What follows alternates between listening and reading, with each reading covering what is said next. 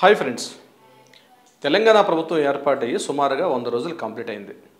December, జనవరి, ఫిబ్రవరి తర్వాత మనం మార్చిలో కూడా ఎంటర్ అయ్యాం. సో ఆల్మోస్ట్ విజయవంతంగా 100 రోజులు పూర్తి చేసుకొని 4th మంత్లోకి ఎంటర్ అయిన తెలంగాణ ప్రభుత్వం, అందులో ముఖ్యమంత్రి రేవంత్ రెడ్డి గారి యొక్క పని విధానం ఎలా ఉంది, ఈ వీడియో ద్వారా మనం కొంతవరకు క్లుప్తంగా వివరించే ప్రయత్నం చేస్తాను. ఇది జనాభిప్రాయ సేకరణతో పాటు నా సొంత విశ్లేషణ కూడా ఇందులో కొంతవరకు కలిగి ఉంటుంది. So dear friends, Revanth Reddy గారు తెలంగాణ రాష్ట్ర ముఖ్యమంత్రిగా ప్రమాణ స్వీకారం చేసిన తర్వాత నుంచి ఆయన ఒక్కొక్క స్టెప్ తీసుకున్నటువంటి విధానం చూసినట్లయితే విజయవంతంగా అప్పటి వరకు ఉన్నటువంటి బీఆర్ఎస్ ప్రభుత్వాన్ని మాత్రం ముక్కుతాడు వేశారని మాత్రం 100% చెప్పొచ్చు.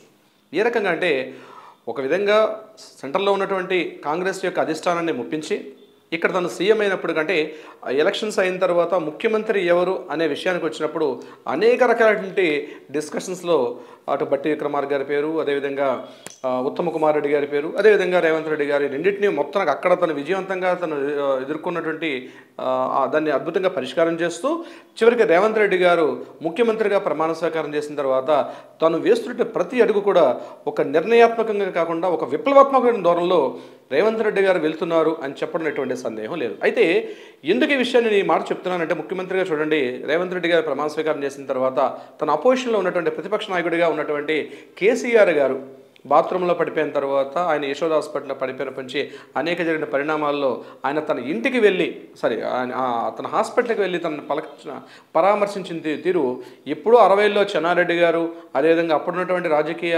నాయకుల్లో ఒక రకమైనటువంటి ఒక సారూప్య ధోరణి ఉండేది. అంటే శత్రువుల్ని, అదేవిధంగా అంటే అపోజిషన్ లీడర్స్ని కూడా పలకరించడం, వాళ్ళ నుంచి తన అభివృద్ధికి కావాల్సినటువంటి తన యొక్క నిర్ణయాలు తీసుకోవడం, దాన్ని అభివృద్ధికి వాడుకోవడం చాలా జరిగేది.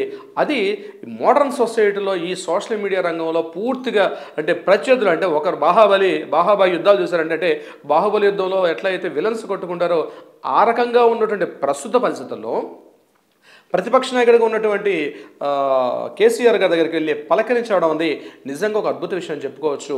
అదేవిధంగా తర్వాత జరిగిన సంఘటనలు మనం పరిశీలించి చూస్తే రీసెంట్గా బీజేపీ ఇది ఆదిలాబాద్ జిల్లాలో ఏర్పాటు చేసినటువంటి ఒక బహిరంగ సభ, అది యాక్చువల్గా కొన్ని శంకుస్థాపనలు చేయడంతో పాటు అంటే సెంట్రల్ గవర్నమెంట్ యొక్క ప్రాజెక్టులో శంకుస్థాపన ఉన్నప్పటికీ కూడా ఇప్పటి వరకు తెలంగాణ ప్రభుత్వం ఏర్పాటైన తర్వాత మనం చూడని ఒక వింత పోకడన్నది ఇక్కడ మనం చూసాం.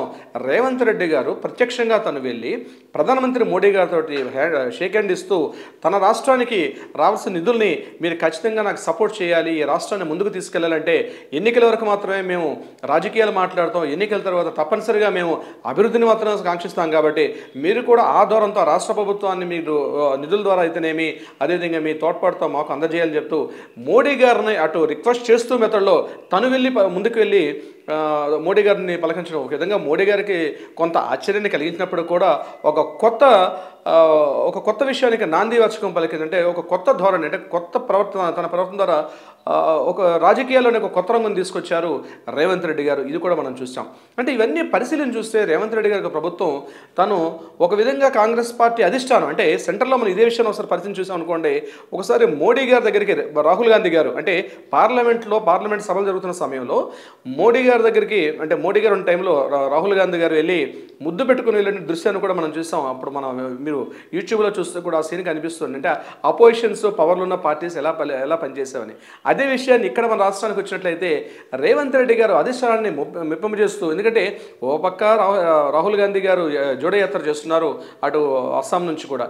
ఈ యాత్రలో ఉన్నప్పుడు మోడీని విమర్శిస్తూ ఉన్నప్పుడు కూడా ఆ అధిష్టానం ద్వారా ఎన్నుకోబడ్డ రేవంత్ రెడ్డి గారు ఇక్కడ మన రాష్ట్రంలో మోడీ గారికి ఎదురుకు వెళ్ళి అపోజిషన్ పార్టీ అంటే ప్రభుత్వ పరంగా చూసినట్లయితే వాళ్ళ పార్టీలు వీళ్ళ పార్టీ భిన్నాభిప్రాయం ఉన్నప్పుడు కూడా రాష్ట్ర అభివృద్ధిని కాంక్షిస్తూ తను వెళ్ళి ఎదుర్కొని వెళ్ళి మోడీ గారిని పలకరించడం నిజంగా క్రిటిక్స్ అంటే విమర్శకులందరూ కూడా నోలు మూయించారు తన ప్రవర్తన ద్వారా అని చెప్పొచ్చు. అంటే ఇదే ధోరణి ముందుకు వెళ్ళినట్టయితే చాలామంది అనుకున్నట్టుగా ఇది రేవంత్ రెడ్డి గారి ప్రభుత్వం కేవలం కొద్ది రోజులే ఉంటుంది, ఒక 3 నెలల్లో పడిపోతుంది, ఒక ఏడాదిలో రేవంత్ రెడ్డి గారి ప్రభుత్వం పడిపోతుండడానికి రేవంత్ రెడ్డి గారు ప్రతిరోజు చూసిన చర్యలు మనం చూసినట్లయితే ఒక యువ నాయకుడు అంటే ప్రజల్లో తన పార్టీలో కూడా ఒక అద్భుతమైనటువంటి ఒక హీరో లక్షణాలు. అంటే హీరో ఎప్పుడు ఎలా ఉండాలంటే కేవలం తన స్వార్థాన్ని చూసుకోకుండా తన కింద ఉన్నటువంటి తన అనుచరుల్ని కలుపుకుంటూ తన ప్రత్యర్థులను కూడా సవాల్ విసరడం అన్నది మనం ఎప్పుడో పుస్తకాల్లో చందమ్మ కథలో చదివాం.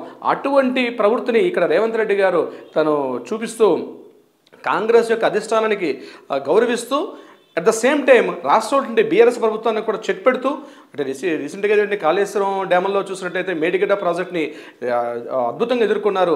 ఇప్పటికి కూడా ప్రతిపక్షంలో బీఆర్ఎస్ ప్రభుత్వానికి మేడిగడ్డ మీద ఆన్సర్ చెప్తున్నా అది కన్విన్స్ కావట్లేదు పబ్లిక్. అంటే అద్భుతంగా ప్రజలకు తీసుకెళ్ళగారు. కాళేశ్వరం అనేది ఒక పెద్ద మిస్టరీ, కొన్ని లక్షల కోట్ల రూపాయలు ఇక్కడ నిధుల దుర్వినియోగం జరిగింది అని చెప్పడంలో అద్భుతంగా దాన్ని మీడియా ద్వారా తను అనుకున్న సాధించారు రేవంత్ రెడ్డి గారు. సో ఇదే విషయాన్ని మనం ఆలోచన చూసినట్లయితే ఒక విధంగా 100 రోజుల పరిపాలనలో తన ప్రభుత్వం చేసిన నిర్ణయాలు అయితేనేమి, అదేవిధంగా తన 6 గ్యారంటీలను ఏదైతే చెప్పి తీసుకొచ్చారో 6 గ్యారంటీల్లో కూడా ఆల్రెడీ కొన్ని ప్రభుత్వం దానికి సమాయత్తం అవుతూ అటు బట్టి విక్రమార్కని, ఉత్తమ్ కుమార్ రెడ్డి గారు అంటే కాంగ్రెస్ పార్టీ అంటేనే కప్పల తక్కెడ అన్నటువంటి ప్రజల్లో ఉన్నటువంటి ధోరణిని చెక్ పెడుతూ కాంగ్రెస్ పార్టీని కూడా తను కలుపుకుంటూ వెళ్తున్నటువంటి ఏదైతే రేవంత్ రెడ్డి గారు చేస్తున్నటువంటి నిర్ణయాలు తీసుకున్న నిర్ణయాలు నిజంగా అభినందనీయం, ఆశాజనకం కూడా. Thank you so much friends.